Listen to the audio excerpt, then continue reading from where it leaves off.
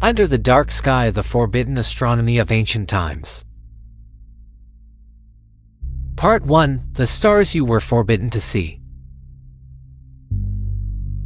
Night in Australia holds something surreal.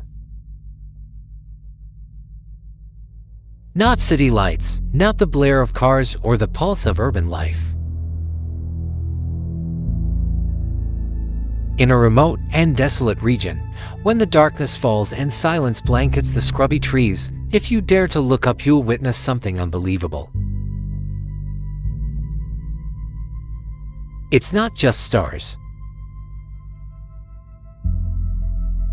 It's not just the Milky Way. You'll see the very heart of the galaxy itself glowing, rotating slowly in utter silence. And strangely, among the countless stars, emerges the shape of a giant emu.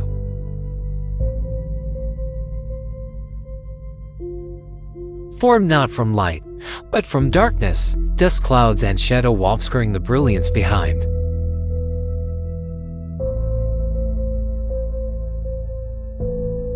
Thousands of years ago, the Aboriginal people already saw this celestial figure, a sacred bird of the sky.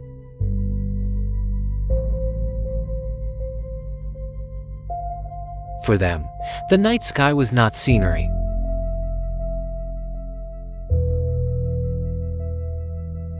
It was a book where the gods inscribed their messages.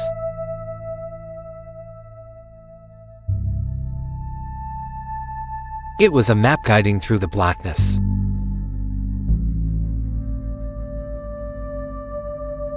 It was a mirror reflecting life and death, seasons and war, fate and hope.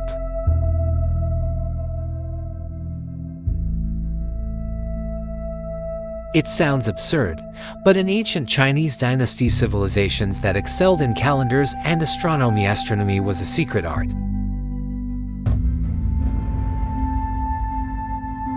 A black technique reserved only for the emperor's inner circle.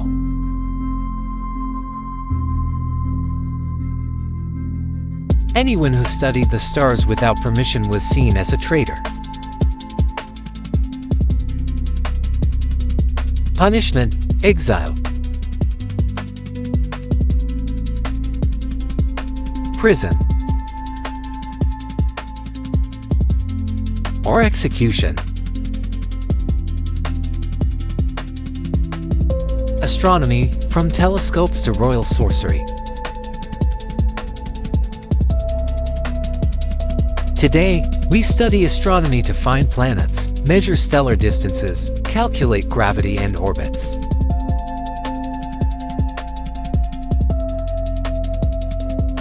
It sits neatly under physics, mathematics, and tech.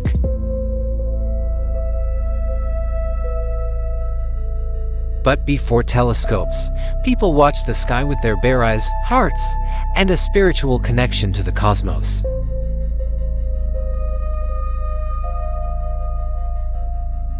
Babylonians observed the wandering stars, what we now call planets.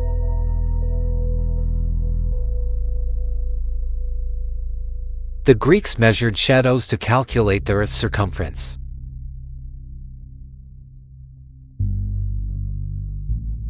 But the Chinese went further.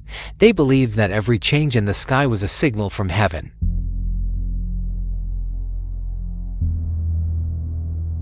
And the emperor, called Son of Heaven, had to decode those signs to rule justly.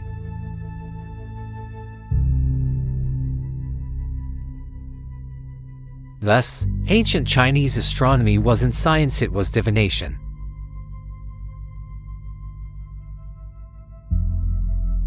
No one could touch this art.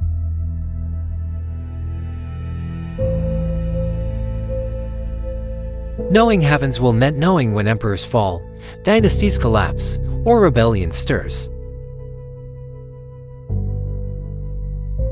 That knowledge was ultimate power.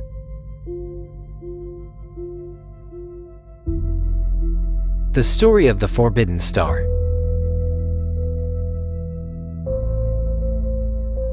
Emperor Wu of the Ming Dynasty once encountered a dangerous question while reading.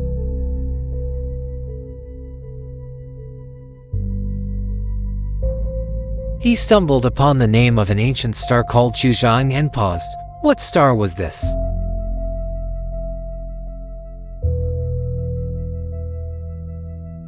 No one knew.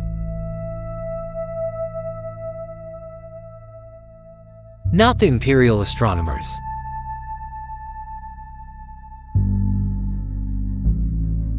Not the top scholars of the Hanlin Academy. Not because they were ignorant, but because they dared not know.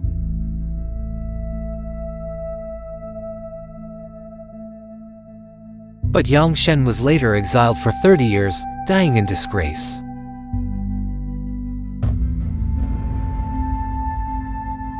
To learn astronomy, in that era, wasn't to love stars but to step into the war between heaven and earth.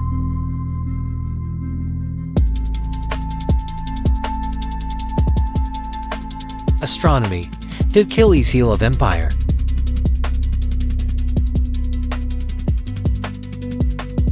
Imagine if a scholar could predict eclipses, foretell droughts, or name the year of natural disasters.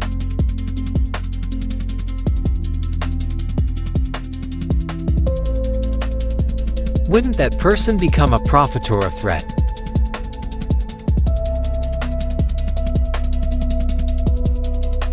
Still, astronomy remained vulnerable to political manipulation.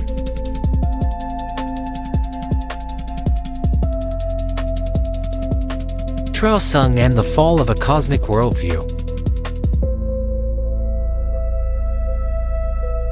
A tragic tale unfolded in 400 to C.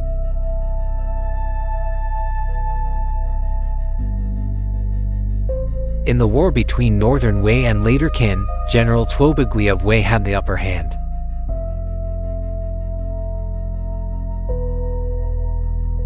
The enemy was cornered, food was scarce, victory was near.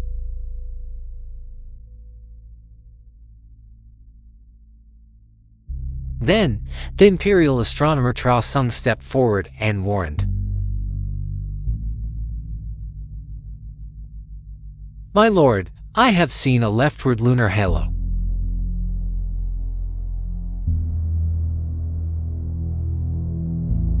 A sign that horned beasts will die.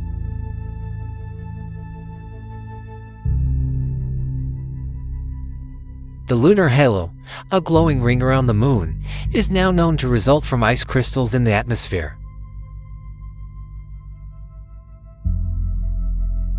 But to the ancients, it was a rare omen.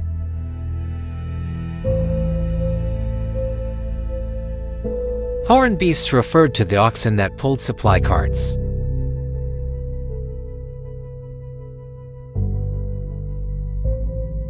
Tuobagui hesitated.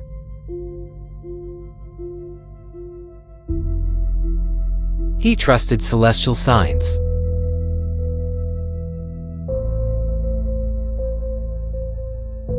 He wavered, then pressed forward anyway.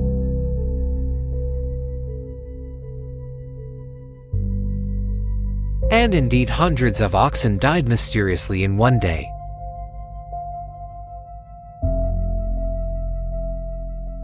The campaign failed.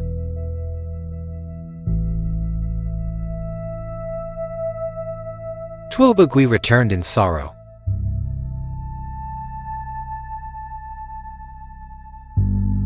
Later, he discovered that Trao Sung had once served the enemy state and had secret contact with spies.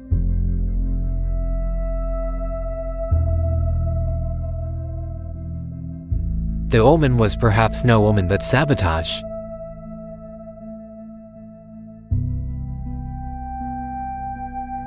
Trao Sung was forced to commit suicide.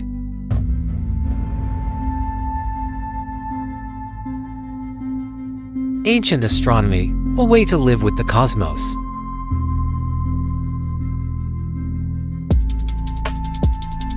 Modern people look up to measure and calculate.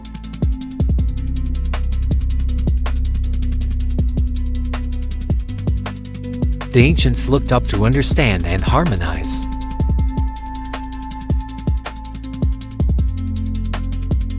To them, the stars were not just data points.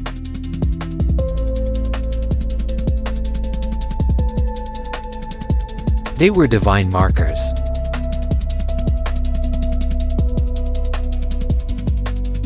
A darkening star meant fading power.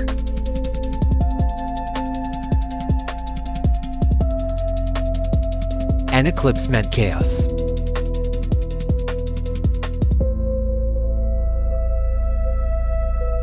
A comet meant the fall of kings. They didn't study the sky to conquer it. They studied it to live in sync with it. Under the dark sky of the forbidden astronomy of ancient times. Part 2. When the sky was nitrogen monoxide longer for humanity alone. The ancients gazed up at the sky not to understand the outside world, but to understand themselves. They observed the stars not with telescopes, but with the mind. Each star was a node in the network of destiny, each constellation a symbol of life, death, and transformation.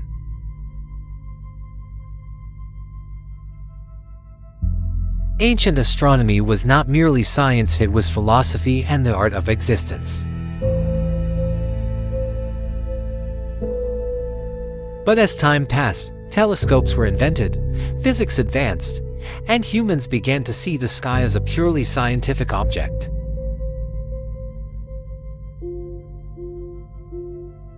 We started to analyze the heavens instead of listening to them.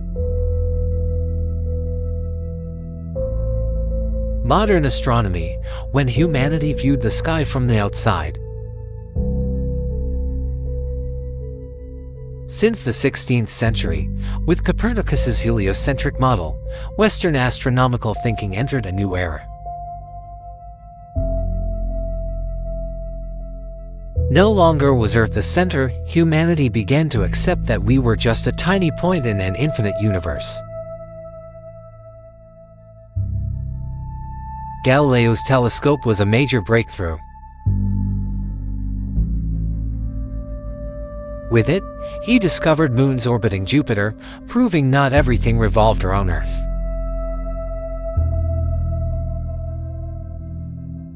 Then came Kepler, Newton, Hubble. Step by step, humanity dismantled the heavens. We measure the mass of stars, calculate orbital tilts, identify black holes and exoplanets. What ancient people believed to be divine is now explained by formulas and data. But is that really true? The problem isn't the telescope, it's how we see. The ancients viewed the sky like a child looking at their parents with reverence, fear, and gratitude.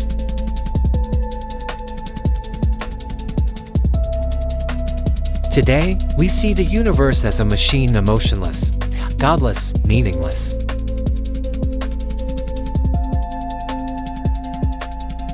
The word astronomy has lost its heavenly essence. It has become cosmological science and detached from humanity, detached from feeling. We've forgotten that.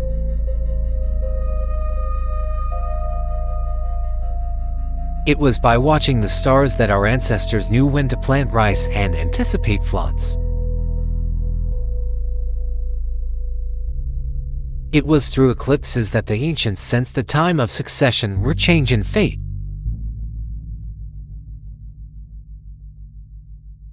It was through comets that ancient empires prepared for war or knew when to retreat.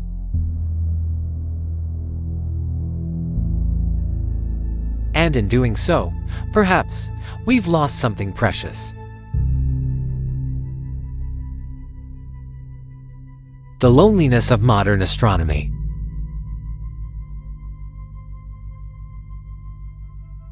Today, the largest telescopes on Earth can capture light from celestial bodies over 13 billion light-years away.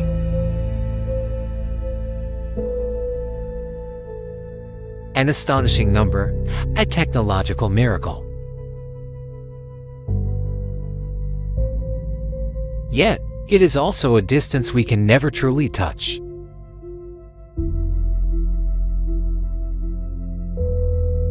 We see the universe, but we no longer belong to it. But modern humanity has separated itself. The universe has become something far away, the space to be exploited, measured, and used for our benefit.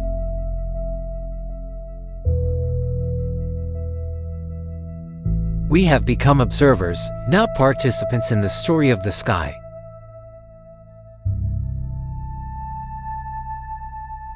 Ancient astronomy, not for exploration, but for living in harmony.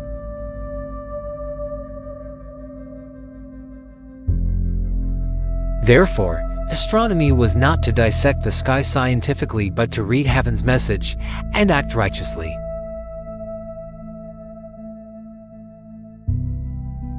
They observed lunar halos to predict wars.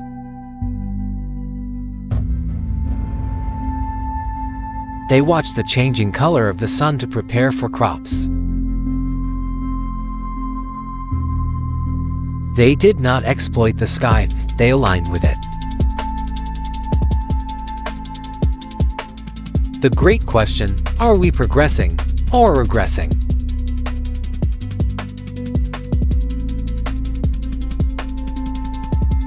When you look at a star, you are seeing light that left it millions of years ago.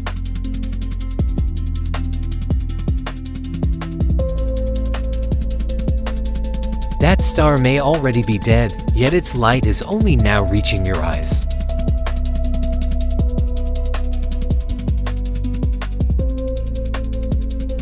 We are looking into the past of the universe and think we understand it.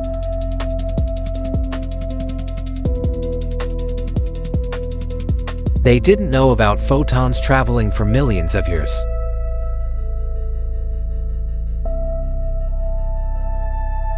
But they knew something we often forget.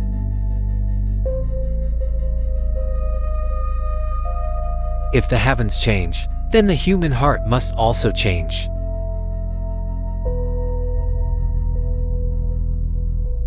We know more now, but do we truly understand more?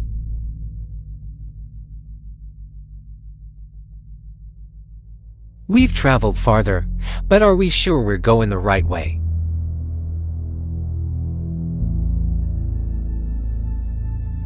We can grasp the movements of planets.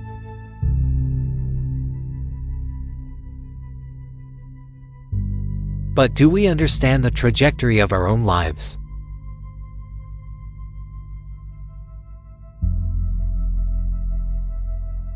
Ultimately, humanity is just a traveler beneath the sky.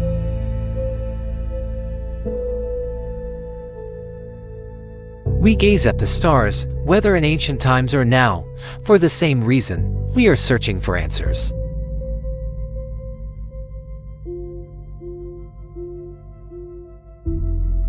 But maybe, the truth lies in the middle.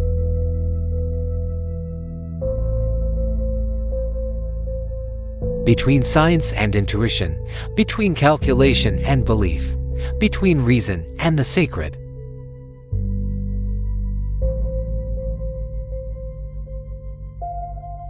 Because no matter how far we see, how many satellites we launch,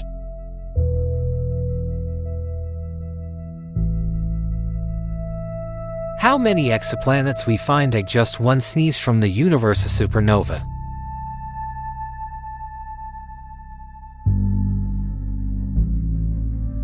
a rogue asteroid, and humanity would be no more than a speck of dust in a blink.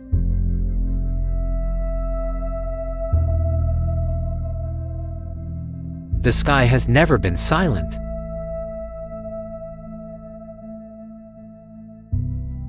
We have simply forgotten how to listen.